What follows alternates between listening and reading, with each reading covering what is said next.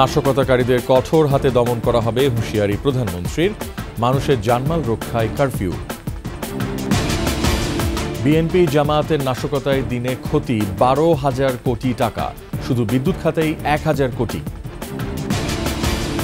চড়া দামে নাজেহাল ক্রেতারা, বাজারে পণ্যের ঘাটতি নেই বলছে ভোক্তা অধিদপ্তর।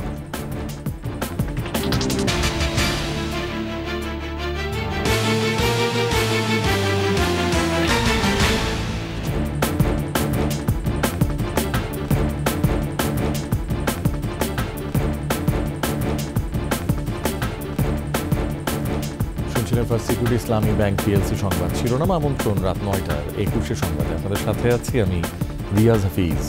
দর্শক 21 টেলিভিশনের সংবাদ একই সাথে সরাসরি দেখতে পাবেন আমাদের ফেসবুক পেজ www.facebook.com/2124 অনলাইনে। ছাত্রদের আন্দোলনে ভর করে দেশে অস্থিতিশীল পরিবেশ তৈরি করেছে বিএনপি জামাত। এবার শক্ত হাতে তাদের দমন করে সুষ্ঠু পরিবেশ নিশ্চিত করা হবে বলে স্পষ্ট জানিয়েছেন প্রধানমন্ত্রী শেখ হাসিনা। বলেন, জনগণের জানমাল রক্ষার জন্যই কারফিউ জারি করা হয়েছে। সরকারের পক্ষ থেকে আশ্বস্ত করার পর ছাত্রদের ধৈর্য ধরা উচিত ছিল বলেও মনে করেন প্রধানমন্ত্রী। আরও জানাচ্ছেন প্রণব চক্রবর্তী। কোটার দাবিতে যে ছাত্র আন্দোলন শুরু হয়, পরবর্তীতে সে আন্দোলনে ভর করে সন্ত্রাসী কায়দায় দেশকে অস্থিতিশীল করেছে একটি চক্র। বহির্বিশ্ব থেকে বাংলাদেশকে বিচ্ছিন্ন করতে ইন্টারনেট ব্যবস্থাসহ দুর্বৃত্তরা ধ্বংস করেছে রাষ্ট্রীয় সব সম্পদ। এমন পরিস্থিতিতে প্রধানমন্ত্রীর কার্যালয়ে দেশের ব্যবসায়ী প্রতিনিধিদের সাথে প্রধানমন্ত্রী শেখ হাসিনার মতবিনিময়। সমস্ত কিছু বন্ধ। বক্তব্যে প্রধানমন্ত্রী বলেন, সব হারিয়ে দেশের মানুষের ভাগ্য উন্নয়নে যে পরিবর্তন এনেছেন তিনি, বিগত সময়ের মতো আবারও তা ধ্বংস হলো। কোটা আন্দোলনে ছাত্রদের আদালতের রায় পর্যন্ত অপেক্ষা না করায় আক্ষেপ জানান প্রধানমন্ত্রী। আপিল করার পরে যখন আবার এই আন্দোলনে নামলো তখন বলছি যে এটা তো কোর্টে আছে, কোর্টে বিচার হবে। এবং আমি নিজে অ্যাড্রেস করছি এবং বলেছিলাম যে কেউ হতাশ হবেন না। তারপরেও এটা হলো দুর্ভাগ্যজনক যে তারপরেও তাদের কি সিজ সারা বাংলাদেশ অচল করে রাখা। এবং ঠিক আছে, যারা তাদেরকে সাপোর্ট দিয়েছেন, আমি জানি না সেখানে তো আপনাদেরও অনেক আপনজন ছিল, অনেক স্কুল করে সবাই সাপোর্ট দিয়েছে। সেই সময় কিন্তু কেউ তেমন কিছু বলেনি। সবাই মিলে যদি সে সময় ছাত্রদের একটু বিরত করতো। এমন পরিস্থিতিতে ব্যবসা বাণিজ্য ঠিক রেখে দেশের পরিবেশ যেন ভালো রাখা যায়, সেজন্য ব্যবসায়ীদের পাশে থাকার আহ্বান জানান প্রধানমন্ত্রী। আজকেও যখন আমার কাছে খবর আসলো আপনাদের কয়েকটা গার্মেন্টসে আগুন দেবে, আমি সাথে সাথে খবর দিলাম যে এই শিগগির বন্ধ করতে বলো। কারণ শ্রমিক আপনি যতই রাখেন, ওই গেটে যাওয়া যখন ঠকঠক দেয় তাদেরকে নিয়ে আসে অথবা তাদের সাথে মারামারি করে তারপরে আগুন দেয়। আমি এটুকু বলতে পারি, যারা আমার দল করেন না, আমাদের হয়তো ভোটও দেয় না, তারাও কিন্তু ভালো ব্যবসা করে যাচ্ছে। ব্যবসায় কখনো আমরা হাত দেইনি, ব্যবসায়ীদের ব্যবসা করতে দিয়েছি, ব্যবসাকে উৎসাহিত করেছি, সব রকম সুযোগ। প্রধানমন্ত্রী বলেন, বিগত সময়ে দেশে যে নৈরাজ্যকর পরিস্থিতি তার সবই করেছে বিএনপি জামাত, তা এবার কঠোর হাতে দমনের কথা জানান সরকার প্রধান। এদের ছত্রছায়া, এদের ঢাল হিসেবে ব্যবহার করে কারা পিছনে এই ঘটনা ঘটালো। এখানে শিবির একেবারে এখন যেরকম হচ্ছে পরিকল্পিতভাবে প্ল্যান করে, দীর্ঘদিন থেকে প্ল্যান করেই তারা এসেছে। জেলায় জেলায় খবর নিয়েছে কোথায় কোথায় শিবির কর্মীরা আছে, তারা কেউ নাই। সব ঢাকা, কিন্তু ঢাকা শহরে না, ঢাকার আশেপাশে এখানে সেখানে তারা ঘাপটি মেয়ে আসে আর এই ঘটনাগুলি ঘটাচ্ছে। বিএনপি সম্পূর্ণ মদত দিচ্ছে। আমার প্রশ্ন, এরাই যে এত কিছু করছে, অর্থ সরবরাহ কারা করছে সেটা আপনারা খোঁজ নেন। আরও শক্ত অ্যাকশন নিয়ে এটাকে দমন করে পরিবেশ আমরা উন্নত করব। দেশের সার্বিক উন্নতির সাথে কারফিউ অবস্থার উন্নতি হবে বলেও জানান প্রধানমন্ত্রী। কারফিউ দিতে আমরা বাধ্য হয়েছি মানুষের জানমাল রক্ষা করার জন্য। যখনই সিচুয়েশন ভালো হবে, কোথায় কত ঘন্টা কারফিউ থাকবে, কোথায় থাকবে না, সেই অধিকারটা তাদেরকে দিয়ে দিয়েছি। প্রণব চক্রবর্তী, 21 টেলিভিশন, ঢাকা। বিএনপি জামায়াতের নাশকতায় আর্থিক ক্ষতি দৈনিক গড়ে 8 থেকে 12,000 কোটি টাকা। প্রাথমিকভাবে এমন ধারণা করছে বাংলাদেশ অর্থনীতি সমিতি। নিরাপত্তা নিশ্চিত করা সাপেক্ষে পোশাক কারখানা চালুর দাবি জানিয়েছেন রপ্তানিকারকরা। তৌহিদুর রহমানের রিপোর্ট। কোটা সংস্কার আন্দোলনের সুযোগ নিয়ে ভয়াবহ নৈরাজ্যকর পরিস্থিতি তৈরি করেছে একটি মহল। অভ্যন্তরীণ যোগাযোগ বন্ধ থাকায় বিভিন্ন শিল্পের কাঁচামাল কারখানা আনা নেয়া করা যাচ্ছে না। আবার উৎপাদিত পণ্য রপ্তানি এবং বাজারজাত করাও কঠিন হয়ে পড়েছে। বন্ধ রয়েছে তৈরি পোশাক সহ সব কারখানা। গত 4 দিনে আমাদের $640 মিলিয়ন রপ্তানি করতে পারি নাই এবং উৎপাদনও এটা বন্ধ রয়েছে। কারণ উৎপাদন আমার র মেটেরিয়ালস বা ইন্টারনাল যে ট্রান্সপোর্টেশন কমিউনিকেশন সেটা বন্ধ। র মেটেরিয়ালস আনা নেওয়া করতে পারছি না, ফ্যাক্টরি উৎপাদন নাই। তার মানে প্রতিদিন $160 মিলিয়ন রপ্তানি ব্যাহত হচ্ছে। আমাদের বড় ক্ষতি হয়ে গেছে সেটা হচ্ছে আমাদের কিনেই এই মুহূর্তে যে সমস্ত কাস্টমার ছিল এরা যে প্যানিক হয়েছে, প্লাস এখন হলো মূল ফুল সিজন, এখন যে প্যানিক হয়েছে সেটা কিন্তু অ্যাবনর্মাল।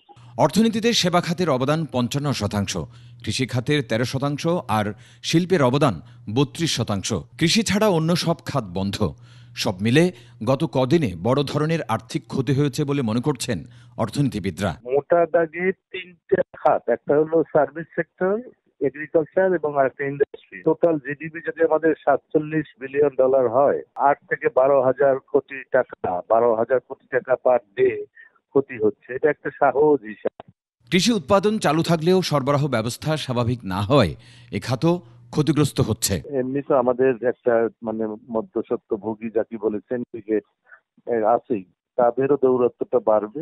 এ অবস্থায় নিরাপত্তা ব্যবস্থা নিশ্চিত করে শিল্প কারখানা খুলে দেওয়া যায় কিনা তা বিবেচনার দাবি ব্যবসায়ীদের। এই শ্রমিকগুলি যদি ফ্যাক্টরিতে না থেকে তাদের স্ব এলাকায় থাকে, তাহলে তাদেরকে বিভিন্ন স্বার্থান্বেষী মহল বা গোষ্ঠী তাদেরকে ইউজ করার মতো একটা সুযোগ পেয়ে যাবে। তৌহিদুর রহমান, 21 টেলিভিশন, ঢাকা। গেল কয়েকদিনে আন্দোলনের নামে বিএনপি জামায়াতের নাশকতায় বিদ্যুৎ খাতে 1,000 কোটি টাকা ক্ষতি হয়েছে, এমনটাই জানালেন জ্বালানি ও বিদ্যুৎ প্রতিমন্ত্রী নসরুল হামিদ। বিদ্যুৎ ভবনের সংবাদ সম্মেলনে তিনি বলেন, গ্রাহকের বিদ্যুৎ সমস্যা সমাধানের কাজ করছে সরকার। মফিউর রহমানের রিপোর্ট। বাসায় বিদ্যুৎ নাই, বিদ্যুৎ চলে গেছে। গতকাল এটা রিচার্জ করছিলাম বাইরে থেকে, সেটা টাকাটা ঢুকতেছে না। নেট নাই, টাকা ঢুকাতে পারতেছি না। এখন আসছি অফিসে টাকা ঢুকাতে। গেল কয়েকদিনে বিদ্যুতের সমস্যা নিয়ে এভাবেই দুর্ভোগের কথা বলছেন গ্রাহকরা। গ্রাহকদের সংকটের কথা জানতে তেজগাঁওয়ে ডিপিডিসি অফিসে সরজমিনে পরিদর্শন করেন বিদ্যুৎ প্রতিমন্ত্রী। গ্রাহকদের সঙ্গে কথা বলার পাশাপাশি বিদ্যুৎ সংশ্লিষ্টদের নির্দেশনা দেন তিনি। এর আগে বিদ্যুৎ ভবনে সংবাদ সম্মেলনে তিনি বলেন, গ্রাহকদের সমস্যা শিগগিরই সমাধান হয়ে যাবে। প্রায় 1,000 কোটি টাকার ক্ষতি হয়ে গেছে এখনকার সময় আমরা হিসাবে যদি বলতে পারি। আমরা ইনভেস্টিগেশন করার পরে আমরা জানতে পারবো আমাদের কি হয়েছে। প্রতিমন্ত্রী বলেন, বিএনপি জামাত আন্দোলনের নামে সারা দেশে বেশ কয়েকটি বিদ্যুৎ কেন্দ্রে হামলা চালিয়ে ভাঙচুর করেছে। প্রিপেড মিটারের বিল দেওয়ার ব্যাপারে আমরা বিভিন্নভাবে বিভিন্ন সিস্টেম আমরা পরীক্ষা করে চালু করেছি।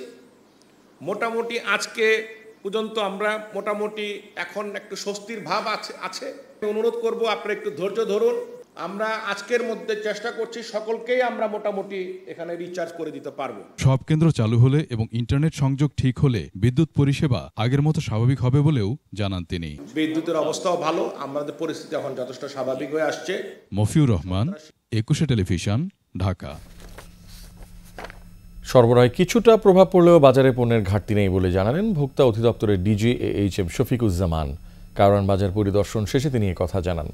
এ সময় তিনি বলেন, বর্তমান পরিস্থিতির সুযোগে যাতে কেউ বাজারে অস্থিতিশীল করতে না পারে সেজন্যই ভোক্তা অধিদপ্তরের এই পরিদর্শন।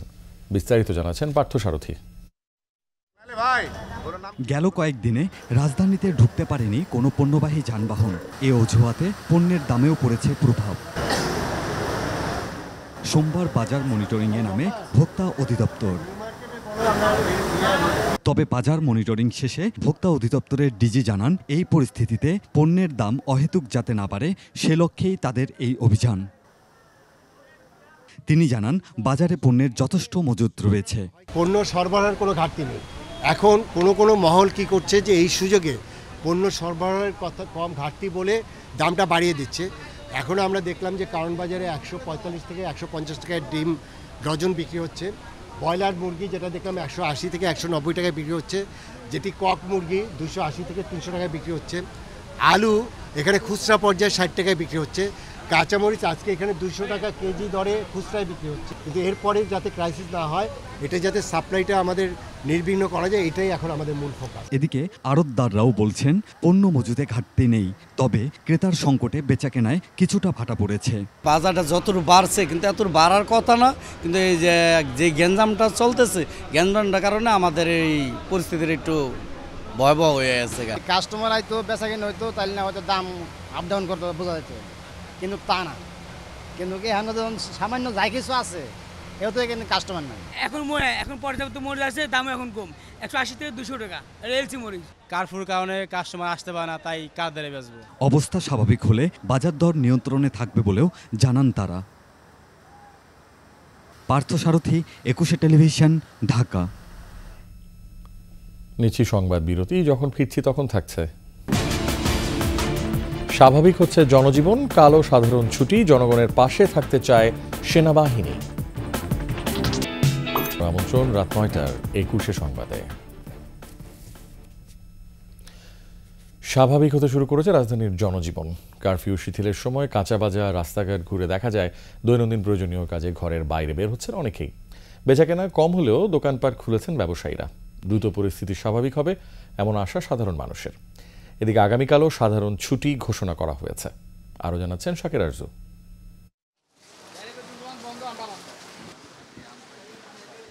জাহানারা বেগম 2 মেয়ে নিয়ে রাজধানীর বাংলা মোটর থেকে কারণ বাজারে এসেছেন দৈনন্দিন বাজার করতে। গত কয়েকদিন বের হতে না পেরে স্বস্তি ফেরায় শহরে কাজগুলো সেরে নিচ্ছেন দ্রুত। আমাদের ঘরে বাজার নাই, এই 4 দিন পরে আজকে আসলাম বাজার নেওয়ার জন্য। জাহানারা বেগমের মতো দৈনন্দিন গুরুত্বপূর্ণ কাজ করতে বাইরে বের হচ্ছেন রাজধানীবাসীও। তবে ক্রেতা সমাগম কম বলে জানান দোকানিরা। না, এমনি কোনো ঝামেলা নাই, রাস্তায় কোনো ঝামেলা নেই। রিক্সা ভাড়াটা বেশি, জিনিসপত্রের দাম বেশি। আমার কারখানা তো খুলছে, কারখানা 2 দিন বন্ধ ছিল, হ্যাঁ আজকে খুলছে, এই জন্য মাল দিচ্ছে আনলাম। সড়কে যান চলাচল সীমিত পরিসরেই চলছে। টানা কয়েকদিন পর বের হয়েছেন অনেক বাইক ও অটো চালক। তবে রিক্সা চলছে প্রায় সব সড়কেই।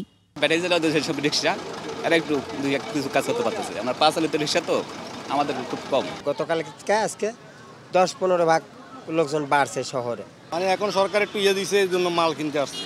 আমরা তো বার হই না, এখন এই আসছি। রিক্সা ভাড়া নইলে 70 টাকা নিচে, 10 টাকা বেশি নিচে। আজকে পরিস্থিতি মানুষ মোটামুটি ভালোই, মানুষ অনেকগুলো বার হয়েছে।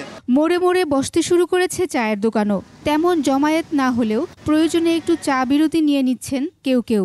আজকে প্রথম বাইরে হলাম আমি, আজকে কোনো ভয়টাই নাই না আমার মনে। কয়েকদিন ধরে বাসা থেকে বের হয় নাই, কিন্তু আজকে ঘরে বাজার না থাকার কারণে এখন খাইতে তো হবে, তাই মনে করলাম যে 3 ভাই মিলে একটু কারণ মজা যাই। আজকে 4-5 দিন ধরে দোকান বন্ধ, আজকে খুলছি, আজকে দিন ধরে চলাইতে আসি, কেউ কোনো কিছু বলেনি, এই জন্য এখনো দোকানে আসি, দোকান চলাইতে আসি।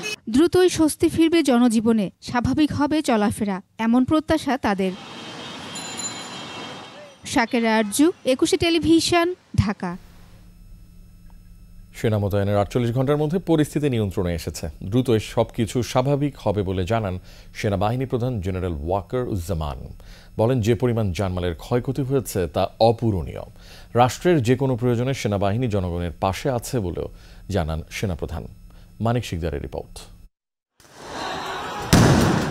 কোটাবিরোধী আন্দোলনকে কেন্দ্র করে সুযোগ সন্ধানীদের ইন্ধনে আইনশৃঙ্খলা পরিস্থিতির অবনতি হলে দেশজুড়ে চলে নজিরবিহীন সহিংসতা। রাষ্ট্রীয় সম্পদ ও জানমালের ব্যাপক ক্ষয়ক্ষতি হয়। এমন পরিস্থিতিতে শুক্রবার রাতে সরকার কারফিউ জারি করে সেনা মোতায়েন করে।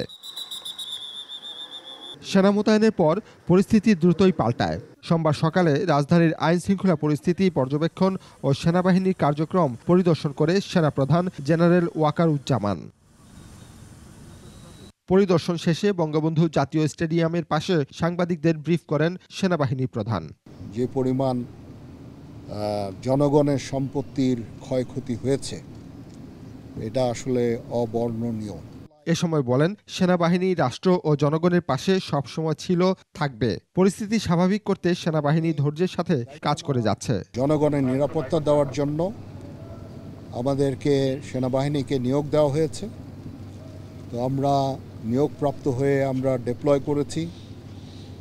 48 ঘন্টার মধ্যেই আমি মনে করি যে একটা স্বাভাবিক পরিস্থিতি ফেরত এসেছে। যদি আমরা সবাই একসাথে কাজ করতে পারি, তাহলে আমরা এই পরিস্থিতি আরও উন্নতি করতে পারবো।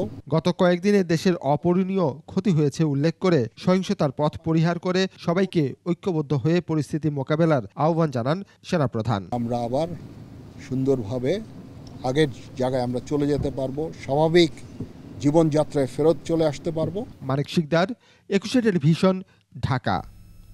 শেষ করছি রাত 9টার 21 সংবাদ। তবে যাবার আগে ফার্স্ট সিকিউরিটি ইসলামী ব্যাংক পিএলসি সংবাদ শিরোনামগুলো আরও একবার।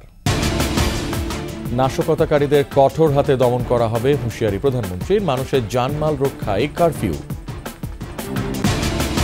বিএনপি জামায়াতের নাশকতায় দিনে ক্ষতি 12,000 কোটি টাকা, শুধু বিদ্যুৎ খাতেই 1,000 কোটি।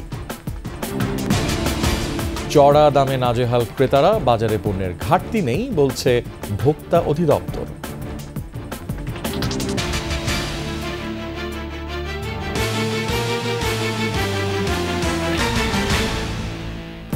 সর্বশেষ সংবাদ জানতে ডায়াল করুন 2021 নম্বরে আর ভিজিট করুন 21-tv.com ওয়েবসাইটে। এছাড়া ফেসবুকে ভিজিট করতে পারেন www.facebook.com/2124 অনলাইনে। এতক্ষণ সঙ্গে থাকার জন্য অসংখ্য ধন্যবাদ। আমাদের পরবর্তী সংবাদ রাত 11টায় দেখার আমন্ত্রণ রইল। 21 সংবাদ দেখুন, সঙ্গে থাকুন।